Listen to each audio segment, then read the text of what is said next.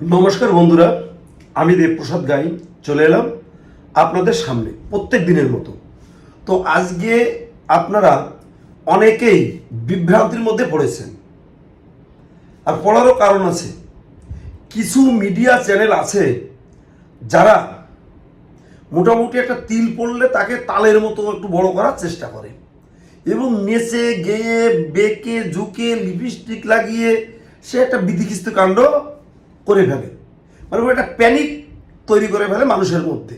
সেই প্যানিকটা কি ছড়ালো এই মিডিয়া, ভালো করে শুনুন।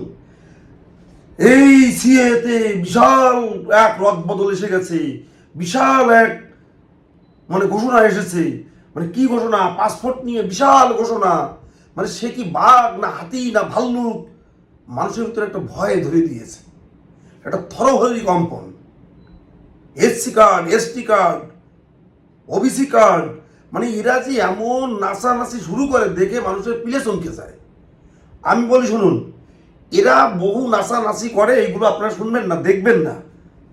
আপাতত ইলেকট্রিক মিডিয়া এদের মোটামুটি যদি তাল পড়ে, এরা এখানে এই বড় মোটামুটি হচ্ছে ড্রাগনের ডিম তৈরি করে দেয়, আর তিল পড়লে তারা মোটামুটি হাতির ডিম বাড়িয়ে দেয়। এইরকম অবস্থা। আপনারা ভালো করে শুনুন। ফোন করছেন, আপনাদের ফোনের জবাব দিতে দিতে গলার অবস্থা এই হয়ে গেছে সারাদিন। ভালো করে বলছি, গুরুত্ব দিয়ে পাসপোর্ট সংক্রান্ত কি কি নির্দেশিকা এসেছে গতকালকে ভিডিওতে বলেছি, আজকেও বলছি। নির্দেশিকায় যা এসেছে আমি একদম লাইন টু লাইন পড়ছি, তারপরে আমি আলোচনা করব। আপনারা শুনুন নির্দেশিকাতে কি এসেছে। ভারতের নাগরিকত্ব পেতে হলে বাংলাদেশিদের জন্য পাসপোর্ট সংক্রান্ত বিষয় এলো নয়া নিয়ম সংশোধন 2009 সালের বিধি।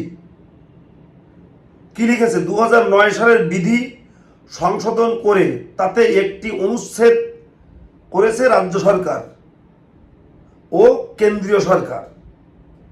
এটি ভারতের নাগরিক হতে চাওয়া বাংলাদেশি, পাকিস্তানি এবং আফগানিস্তানিদের জন্য প্রযোজ্য।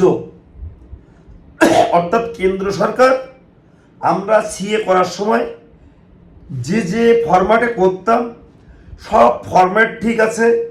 এখানে বলেছে ওয়ান সি বলে আমরা যে নোটারিটা জমা দিতাম, সেখানে একটা কলামে আরেকটু লিখতে হবে যে আপনি বাংলাদেশ থেকে এসেছিলেন, পাসপোর্টে এসেছিলেন।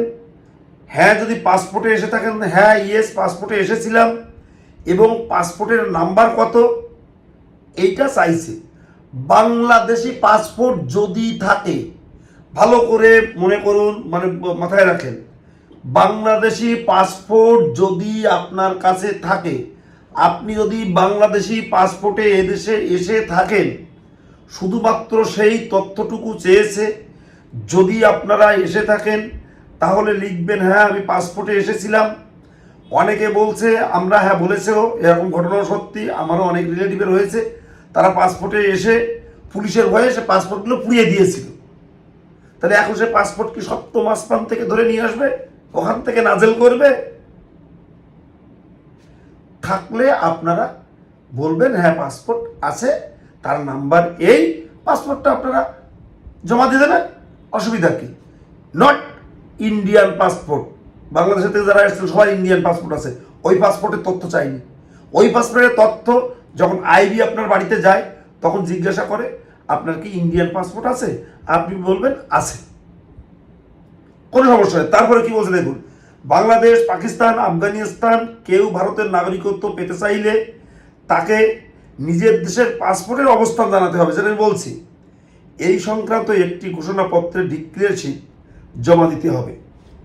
একটা ডিক্লেয়ারশিপ জমা দিতে হবে যে হ্যাঁ আমি এত এত সালে আইছিলাম, আমার কাছে একটা পাসপোর্ট ছিল বা আছে, থাকলেও তার অবস্থান কি আছে, না থাকলে পাসপোর্টে আসার পরে সে পাসপোর্টটা পুড়িয়ে ফেলেছিলাম, নষ্ট করে ফেলেছিলাম, ওটা আপনারা বলবেন, কোনো সমস্যা নেই। ওটা লিখে দিলেও হবে, তাতে আপনার মাথায় বাড়ি মারবে না, মাথায় আপনার হচ্ছে আকাশ ভেঙে মাথার পরে দেবে না। যেগুলো দেখবেন মিডিয়ায় নেচে নেচে লিপস্টিক লাগিয়ে লাগিয়ে একবারে হেলে দুলে বেঁকে ঝুঁকে আপনাদের প্রাণের ভিতরে পিলে চমকাই দিচ্ছে, ওই নাচানাচি নাচন কদম তো ভোটের আগে দেখেছেন, এই সমস্ত ওদের এখন দেখা বন্ধ করেন। প্রথম থেকে আমি খেয়াল করেছি আমাদের উদ্বাস্তুদের কোনো একটা যদি ভালো কিছু হতে যায় এরা মোটামুটি এমন নাচানাচি শুরু করে যে আমাদের মানুষগুলো ভয়ে ত্রাসে একেবারে অন্যরকম পরিস্থিতির মধ্যে ঢুকে যায়। আমি বলবো প্রত্যেক দিন তো আমরা আপনাদের সামনে আসি এবং প্রত্যেক দিনের আপডেটগুলো আমরা দিতে থাকি, ওদের কথা আপনারা শুনবেন না। এবার আপনি ভালো করে শুনুন। বিজ্ঞপ্তি অনুযায়ী ভারতের নাগরিকত্ব হতে চাওয়া কোনো বাংলাদেশি, পাকিস্তানি বা আফগানিস্তানের কাছে নিজেদের বৈধ পাসপোর্ট বা মেয়াদ উত্তীর্ণ পাসপোর্ট থাকা চলবে না। মানে আপনার মেয়াদ উত্তীর্ণ হয়ে গেছে, পাসপোর্টে এসে আপনি থেকে গেছিলেন, তার মেয়াদ উত্তীর্ণ হয়ে গেছে, ওই পাসপোর্টটাও কিন্তু আপনাকে জমা দিতে হবে। আমি যেটা আপনাদের বলেছি চলবে না। কোনো আবেদনকারীর কাছে বৈধ পাসপোর্ট, তাকে সেই পাসপোর্টের নাম্বার, সেটি কবে জারি হয়েছিল, তার মেয়াদ কতদিন ছিল, এইসব তথ্য দিতে হবে। সঙ্গে লিখিত আকারে এও জানাতে হবে যে নাগরিকত্ব পাওয়ার 15 দিনের মধ্যে ওই আবেদনকারী নিজের কাছে থাকা বৈধ পাসপোর্ট কিংবা মেয়াদ উত্তীর্ণ পাসপোর্ট ডাক বিভাগ সংশ্লিষ্ট সিনিয়র সুপার বা সুপারের কাছে জমা দেবেন। 2009 সালের ওই বিধির সংশোধন করে তাতে এটি অনুচ্ছেদ যুক্ত করা হয়েছে। তার মানে আপনাকে একটা লিখিত দিতে হবে যে আপনি, আপনার কাছে পাসপোর্টটা ছিল, সেই পাসপোর্টটি আমি এই পাসপোর্ট অফিস বলছি, ওই পোস্ট মাস্টারের কাছে জমা দিলাম। সেটা মেয়াদ উত্তীর্ণ পাসপোর্ট হলেও ওটা আপনাকে জমা দিতে হবে সিনিয়র সুপারের কাছে। 2009 সালের বিধির সংশোধন তাতে একটি অনুচ্ছেদ করা হয়েছে। মানে আমাদের যে অ্যাক্ট চালু হয়েছিল তাতে এই কলামটুকু ছিল না যে পুরনো পাসপোর্ট থাকলে বাংলাদেশের সেটা জমা দিতে হবে। যদি আপনি রিসেন্ট এসে সিএতে আবেদন করে থাকেন তাও ওটা কিন্তু আপনাকে জমা দিতে হবে। তো এই নিয়ে এত প্যানিক তৈরি করেছে যেটা মানে অকল্পনীয়, মানে কল্পনা করা যায় না যে কি ধরনের মানুষের করেছে। দেখুন এখন কি বলা হয়েছে, এই অনুচ্ছেদটি বিধিমালা 1C তফসিলের পরে যুক্ত হবে। উল্লেখ্য এই 1C তফসিলটি ভারতের নাগরিকত্ব পেতে চাওয়া বাংলাদেশি, পাকিস্তানি এবং আফগানিস্তানি, হিন্দু, শিখ, বৌদ্ধ, খ্রিস্টান, জৈন, ফার্সি এই 6 সম্প্রদায়ের জন্য প্রযোজ্য। 1C আমরা একটা কোর্ট এফিডেভিট করি, ওই রকম এটা কিন্তু আমাদের করতে হবে। যাই হোক, এখন আমার বক্তব্য হচ্ছে আপনারা এই প্যানিকে কান দেবেন না, কোনো প্রকারে এই প্যানিকে কিন্তু কান দেবেন না। ভালো করে খেয়াল করবেন আমাদের কমেন্টসে কি লেখে। আমরা এই বাংলাদেশিদের জন্য চাকরি বাকরি পাই না, এই বাংলাদেশিরা এসসি কার্ড করে চাকরি বাকরি নিয়ে নিচ্ছে। আর এই এসসি কার্ড থাকলে কটা নাম্বার বেশি দেয়। তুমি যদি ভাই লেখাপড়া না করো, চাকরি কি তোমার বাড়ি হেঁটে হেঁটে আসবে? কিভাবে তোমার বাড়িতে চাকরি হেঁটে হেঁটে আসবে সেটা আমাদের বলো। পড়ালেখা করো, চাকরি অবশ্যই পাবে, এসসি কার্ডের প্রয়োজন হবে না, এসসি কার্ডের প্রয়োজন হবে না, এটা মাথায় রাখতে হবে। আমি খেয়াল তো করেছি এক শ্রেণীর হেয়ারিং সেন্টারে এক শ্রেণীর অফিসাররা আছে, তারাও এই বাংলাদেশিদের সিএ পড়ে তারা নাগরিকত্ব পাক, তারাও কিন্তু চায় না। তাদের মোটিভ এইরকম যে বাংলাদেশের থেকে এসে তারা নাগরিকত্ব পেয়ে যাচ্ছে, আমাদের ছেলে মেয়েরা এখানে পড়ালেখা করে চাকরি পায় না, এরা পেয়ে যায়। বাংলাদেশের থেকে যারা এখানে আসে তারা অনেক কষ্ট করে এখানে থাকে, অন্তত মনে করে ছেলে মেয়েগুলোকে লেখাপড়া শিখায় একটু মানুষের মতো মানুষ করি। কারণ দেশ ছেড়ে যখন আরেক দেশে আসলাম, কেন আসলাম? ছেলে মেয়েগুলোকে একটু মানুষ করবো তাই। তা নাহলে আপনারা ভাববেন না যে পুরো খাওয়ার অভাবে বাংলাদেশের মানুষগুলো এখানে চলে এসেছে। খাওয়ার অভাবে কিন্তু মানুষ চলে আসেনি। মানুষ এসেছে বিভিন্ন কারণে। ধর্মীয় নির্যাতন আছে, সবাই চায় একটু উঁচুতে উঠতে, বিদেশে বসবাস করতে। তো আমরা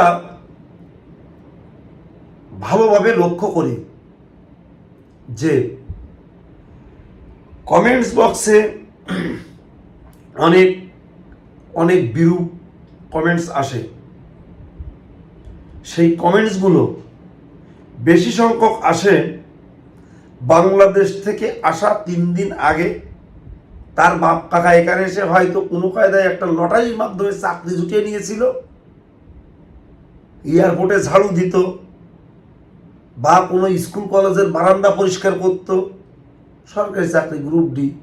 তার ছেলে মেয়েরা নিজেদের বিশাল বড় একখানা ভারতীয় নাগরিক হিসাবে জাহিরি করত।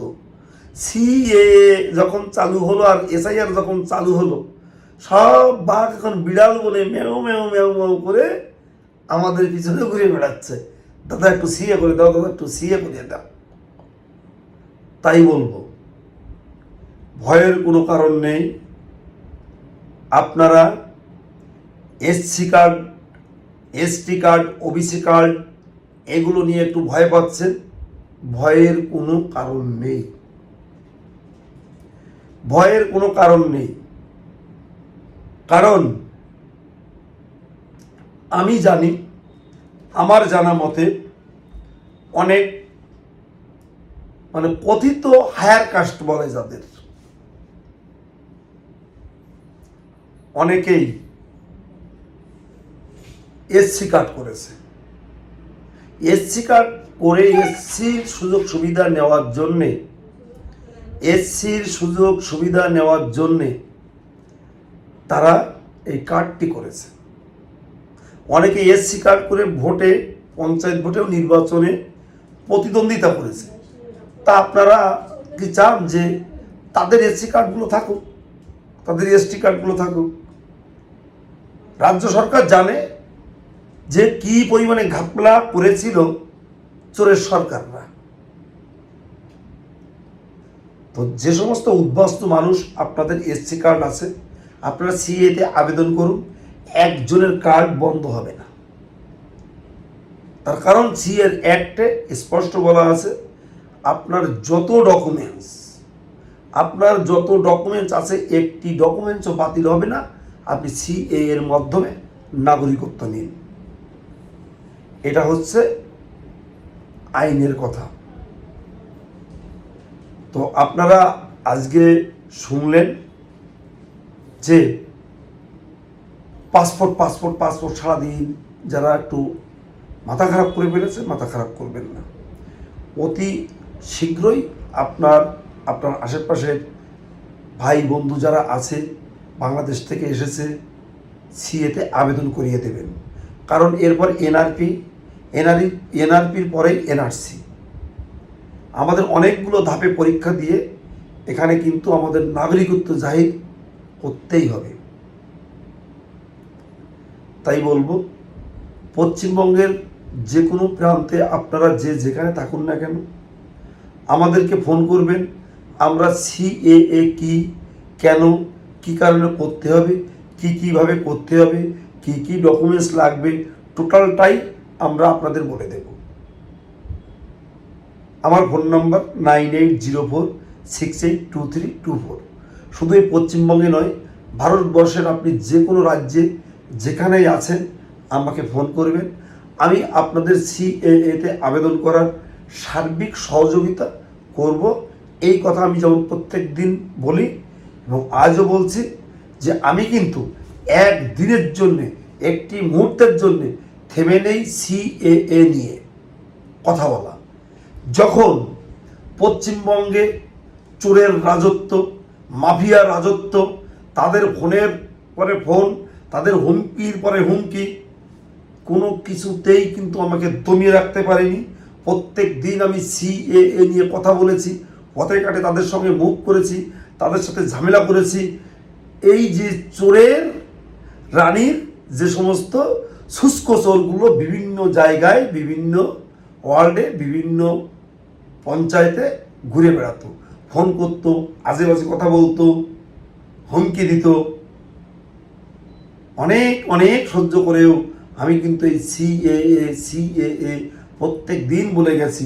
আপনারা দেখবেন অনেক সিএএ স্পেশালিস্ট এসেছিল, তাদের কিন্তু চেহারাও দেখতে পাবেন না, তাদের এই টিকিটেও দেখতে পাবেন না। তারা কিন্তু এখন ঘরে ঢুকে গেছে, অনেকে টিকিট পায়নি। টিকিট না পাইলে মনের দুঃখে, মনের ক্ষোভে যে আমি সিএ স্পেশালিস্ট হয়ে গেলাম, আমার একটা টিকিট দিল না। এরকম অনেক কাহিনী, অনেক কিছু দেখছি। তো কালে কালে আরও কত কি দেখবো। যাই হোক বন্ধুরা, তোমরা যারা শহর বন্দর গ্রামগঞ্জে আছো, আমার এই চ্যানেলটিকে সাবস্ক্রাইব করে দিও। আমি যতদিন একটা উদ্বাস্ত মানুষ এই এর মাধ্যমে নাগরিকত্ব পেয়ে সে এখানকার নাগরিক, সুস্থ নাগরিক না হবে, ততদিন সিএএ নিয়ে আমি কথা বলছি, বলে যাব।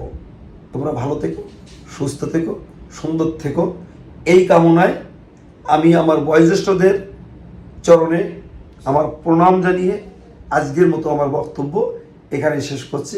ভালো থাকবেন সবাই।